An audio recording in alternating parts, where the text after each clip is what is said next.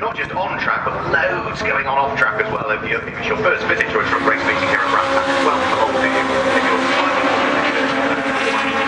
lots to go and enjoy off circuit as well as all of the on circuit entertainment. You're on the track this morning. It's Mark Werrell that's talking to you now.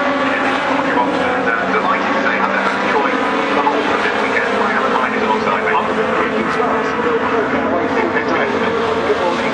It's 10 o'clock by the way, just in case the Fox Forward last night's memories from the winter break and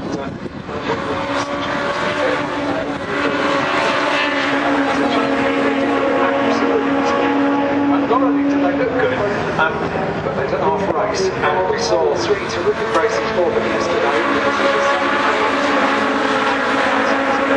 That's a very big legend, isn't it?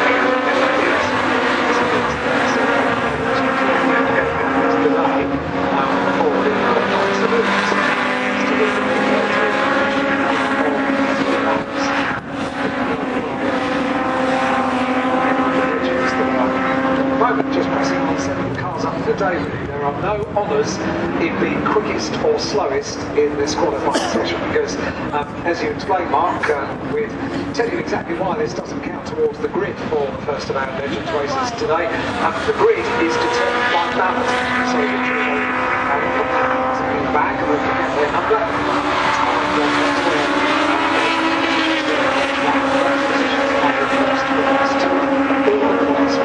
Race 1 and race 2 are added up, and then everything is reversed, so the one with the most points starts at the back, the one with the least points starts at the front, and then it does is to guarantee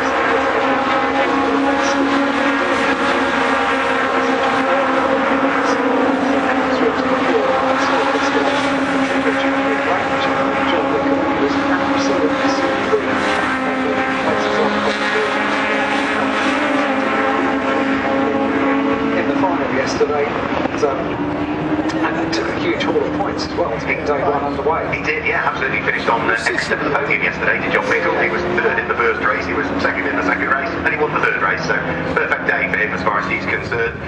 So as Alan suggested, this doesn't count towards the grid, as we say, it is done by a ballot, but those drivers that are used to the championship, the rookies, those the back of the grid for the drivers that have joined the championship for this weekend. A couple that spring to mind instantly. One is number 99 for the motorcycle races, Paul Dinkins, who is making his debut this weekend in the championship for Ryder on this weekend.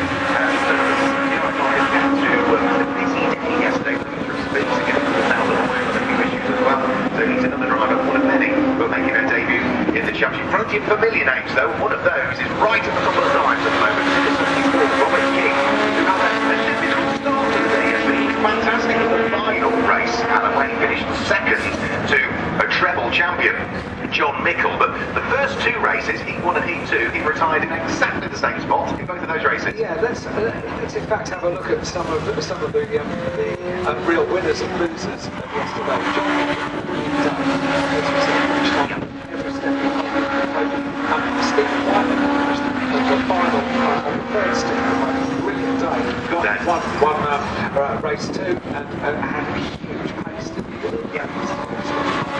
then out in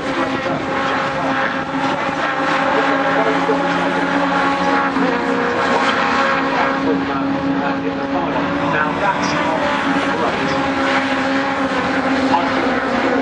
I can't get on with that. Yeah, don't look towards Graham Hill, man. No. Right. Nothing to see here. It's fine. Robert King. Race 1, race 2, really championship. Yeah. But race 3, brilliant. Nathan Anthony, a huge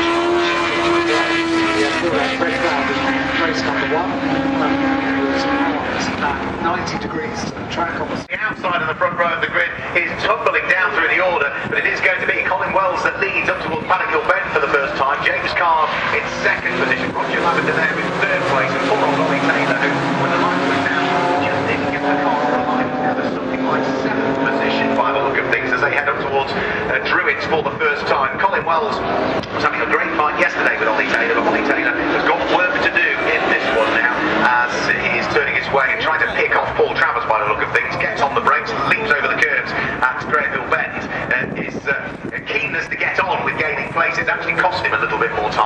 chest there, and he's still got plenty of work to do, plenty of time to do it. A 20-minute race this time through. Colin Wells leads though from the champion from last year, James Card, in the silver BMW in second. I'm just remembering what entertained us so greatly yesterday about Colin Wells' race win, and that was how decisive he was. He made a number of extremely decisive decisions when in traffic, and they worked so beautifully well to get the race win by just shy of 4 seconds. It was incredible to watch as well.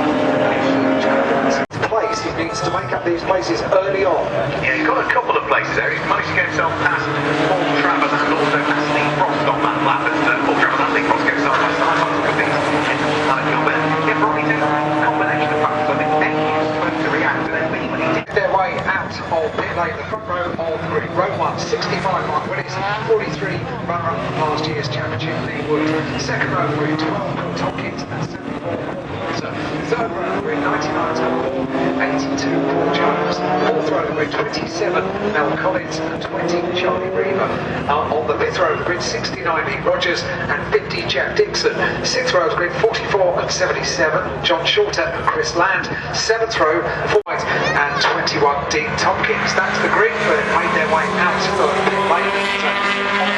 The circuit, they thread their way down behind the Happy Mother's Day Mandy from Connor. Big shout out to my fiancée Mel, enjoying her second time truck racing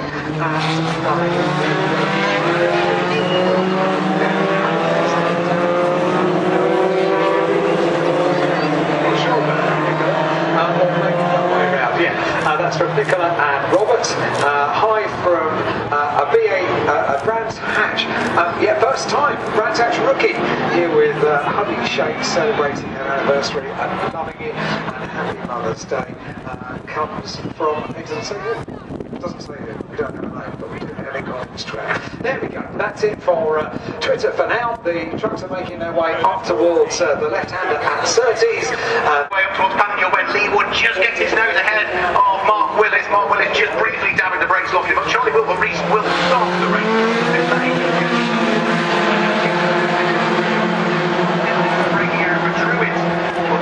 Paul Poulter looking to sort himself through into second position, but Mark Willis has other ideas about that, and he's trying all the long way round through Druitt, and he will actually pay dividends. He gives it the inside line when he gets towards Graham Hill Bennett. Lee Wood leads, Mark Willis in second place, Paul Poulter there in third place, but Mark Willis runs a little bit wide coming out of Graham Hill Bennett. That allows Paul Poulter the inside line on the run, heading up towards 30, so Paul Poulter now goes back through into second position for first lap for the cars all squabbling. Lee Wood was second to him in the championship.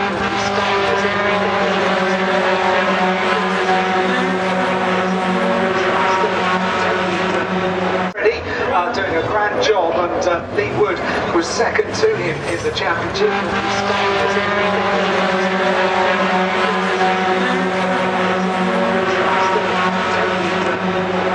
The car that was quickest in qualifying yesterday is currently in fourth place in this race. The gold truck in the hands of Scott Ball was fastest in both the first part of the qualifying session.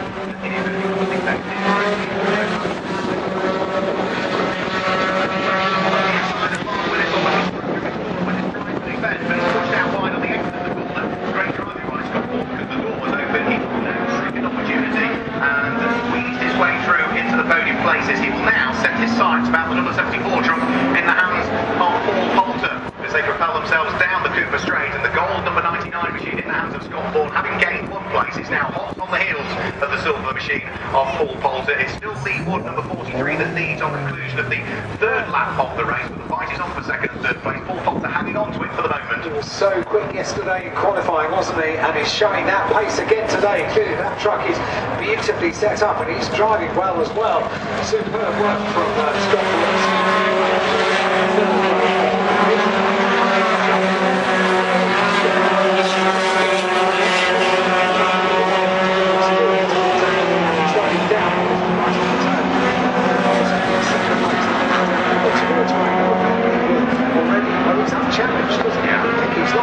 He's got a lovely little incremental gap, and Paul Poulter will now be a little bit busy to think about the gap between himself and the race leader. Looking in his mirrors for Scott Ball, the man who took pole position yesterday, quickest in qualifying yesterday, now right on the back of the pickup of the second place silver truck. It's a very sort of Olympic medal sort of looking grid, isn't it, as the silver and gold trucks make their way around Clark Curve up towards the line, up towards Paddock-Hill Bend. On the previous lap it was the fastest lap by Scott Ball in third place, but now he's right on the tail, not minding where he's going to make a challenge of that.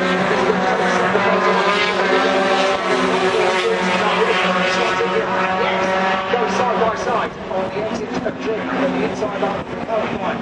All talk right down towards Greenhill Bend, and they spot in line astern once again. So no place made up there by Scott Ball, but he's got good pace coming out the corner, heading down Cooper Straight into Surtees, the left-hander. Two of them absolutely tied together, and if I'm not very much mistaken, that means that Mark Willis is closing back up on that battle as well, because they're sort of holding each other up. Scott Ball not able to find a way past Paul Poulter into second place as yet.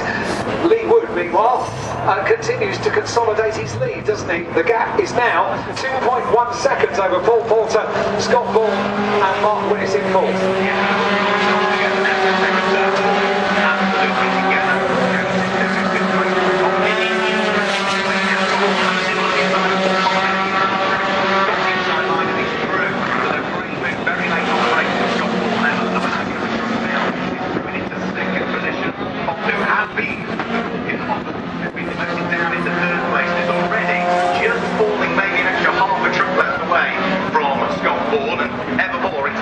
Mark Willis, who is hugely keen to get himself back into the potential podium places.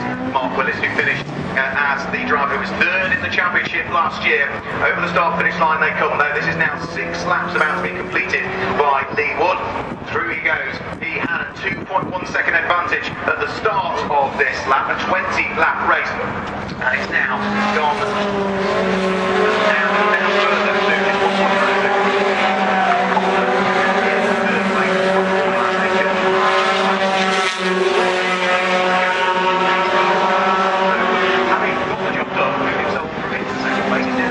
Yeah, he can show his pace now. He's pulled away from Paul Poulter. Once again, it's not very easy for him, is it?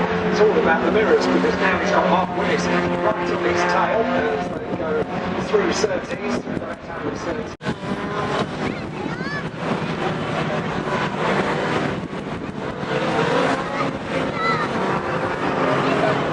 So the legends can all head out onto the track for heat 1 of the day. Alan's already given you the grid for this one. We've seen a hit over 10 laps, plus the final over 12 laps a little bit later on. And yesterday, of the 3 races, say that there are many drivers that are all capable of winning in what is continuing a very strong championship. The likes of Jack Parker, don't rule him out. Paul Simmons had a couple of good runs yesterday. Nathan Anthony at some point is going to get the monkey off his back and get his first win in UK legend. Tom Granger is very quick, and either of the 2 Belgian drivers, Jean-Michel Poncelet and Guy Pastor, are all well and truly capable of winning as well. A very competitive field, Alan. Year on year, legends do this.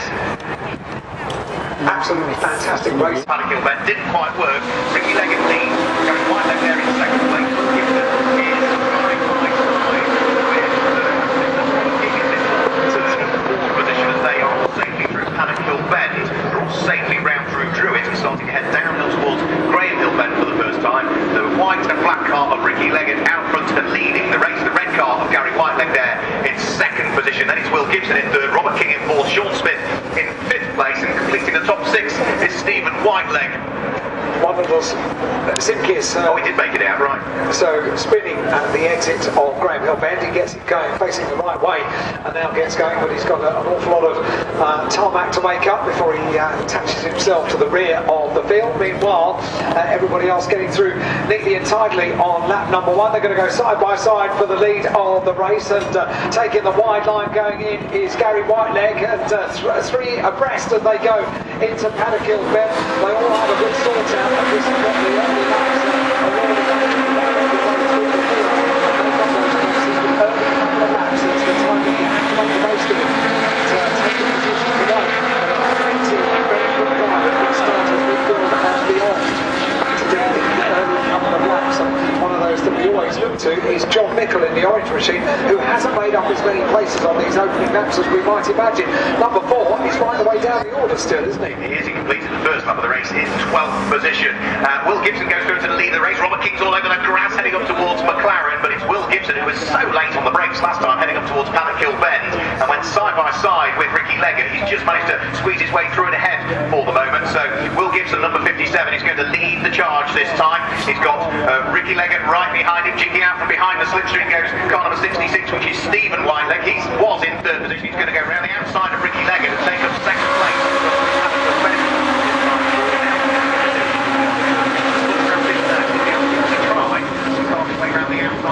Takes a wider line into the corner, still taking a slightly wider line this way through it. He's going to come out still in 2nd place. 57 Wilkinson leads Stephen Whiteleg there in 2nd place. It's Ricky Leggett in 3rd place. Robert King in 4th place. The yellow and blue car in Jack Parker. He's there in 5th position now, and completing the top 6 is Ben Power. So the quicker cars, Alan, starting to thread their way through. John Mickle at the end of that lap, still in 12th position. He's now taken a couple of places over the early stages of this lap. Yeah, keep an eye on Ben Power as well, as you rightly say, because they are all on a move now. Now they've been able to settle themselves in on the opening couple of laps. They're really on a charge, and look at Ben Power, the returning Ben Power, once again picking up the battle with Jack Parker, isn't he? They were so close together. Gave us some very, very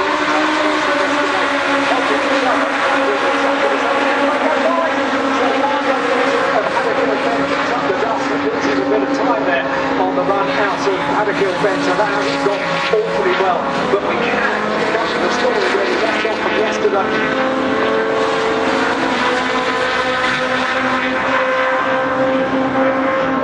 So they're making their way down the Cooper Straight, and it is Stephen Whiteleg that is out front and leading the race. Will Gibson sitting there in 2nd position. Jack Parker, you were, absolutely. You finished the sentence you were about to say, Alan. I can't remember now. Jack Parker up into 3rd position. Robert King's down into 4th place now, despite dipping his toes into the gravel trap up at Paddock Bend. It looks as though Ben Power is still there in 5th position. As now Will Gibson attacks Steve Whiteleg for the lead of the race. He's going to sweep his way around the outside of Paddock Bend. Is he going to make it stick? Yes, he is. Number 57 going through. Takes up the lead of the race. Bend on the front line. Paddock Bend. He had 2 retirements in the 2 each yesterday. They had a fantastic run in the final, and it looks as though his difficult weekend continues. Number 74 Slowing. What a great shame, because there's been no question about whether he's had a race this weekend. Reliability in the luck just hasn't quite this weekend. So the same is true of Tom Granger as well. Where's he going to retire, Alan? Exactly the same spot as he retired in 2 of the races yesterday. Yeah, pulls off just by the guardrail on the grass on the inside of Greenville Bend. So very unfortunate indeed. Still, at least he knows where to park. So comes to a stop now. Yeah, Tom Granger as well, the local man. He's not having the most brilliant of weekends. He's down there in 15th place. Can't miss the car. It's white and pink. He comes across the line now, and he's got lots of support from Motorbase.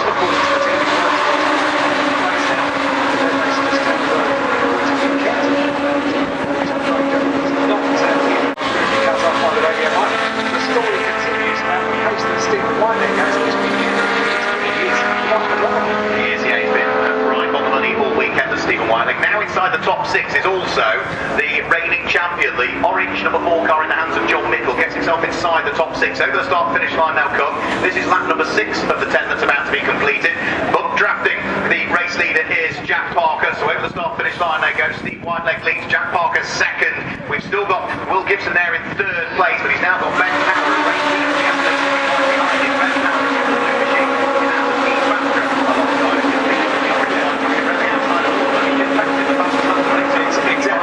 Exactly right. Once again, here comes Mickle and the orange machine, the number 4 machine.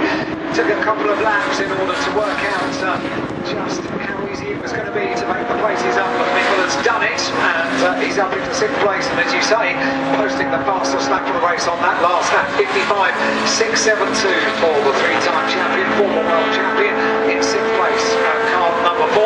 Meanwhile, the battle at the front of the field make their way way through Clearways up towards Clark Curve, still with the red machine 66 of Stephen Whiteleg fending off the attentions of young Jack Parker, who jigs out from behind, out of the bump draft and down towards Paddock Hill Bend. Jack Parker on the outside line. They almost touch, they go side by side, but Whiteleg's not giving up that way. And Jack Parker has to just slot behind on the run towards Street.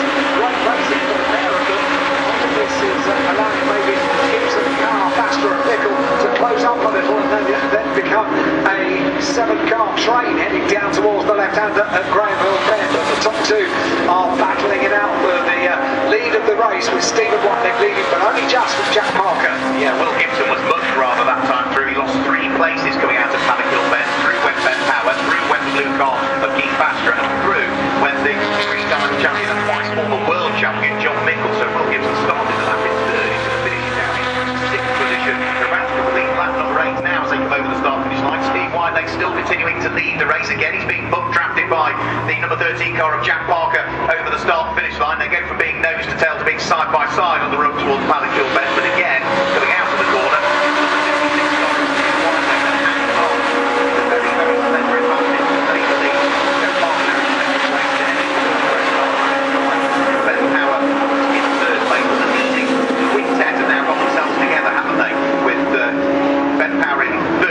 Keith Bastra in 4th place, John Mickle in 5th place, very much together as they head for what is the 9th time onto the Cooper Straight. New fastest lap of the race last time through for the car in 4th position, Keith Bastra, number 28, posting a 55.493, and now Ben Parra's going to squeeze his way through and up into 2nd place at the expense of Jack Parker, so the shuffle's in the order.